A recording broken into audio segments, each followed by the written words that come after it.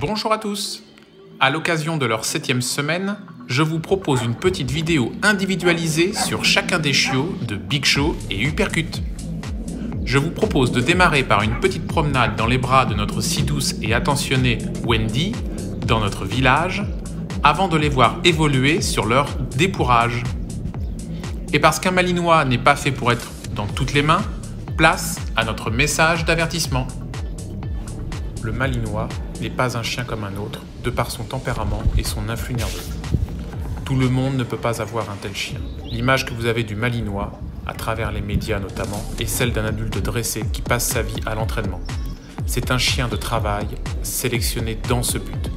Il a beaucoup de personnalité, de caractère et d'influx nerveux qui exigent une discipline stricte à la maison, de le socialiser et lui montrer un maximum de choses dès son plus jeune âge, d'aller en cours d'éducation canine dès son arrivée chez vous, et d'avoir une activité soutenue et quotidienne avec lui. Attention, le problème numéro 1 du malinois comme chien de compagnie, c'est l'ennui. De par son manque d'activité et de but dans la vie, nous observons beaucoup de troubles comportementaux parce qu'il s'embête. Beaucoup de personnes sous-estiment l'investissement quotidien qu'exige un malinois pour qu'il puisse s'épanouir. C'est la raison pour laquelle il faut bien réfléchir avant de se lancer dans son acquisition. Et après la promenade, place au travail avec Romane pour un débourrage individualisé de nos bébés. Le fait que nous soyons plusieurs à nous occuper des chiots leur donne l'occasion de multiplier les contacts humains et de les apprécier encore plus. Alors, le débourrage chiffon et bâton, quel intérêt ? Certains d'entre vous se demandent peut-être pourquoi nous faisons ça.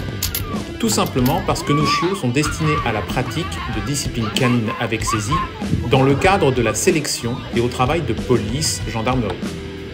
Beaucoup des propriétaires de nos chiots, à travers le monde, s'orientent vers la compétition.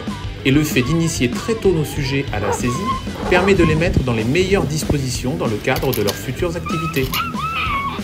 Travailler nos chiots au mordant sportif permet également de canaliser leur influx nerveux et apporte un effet stabilisateur et de confiance en lui-même et en l'humain, car dans la tête du chien, c'est un jeu avec son copain.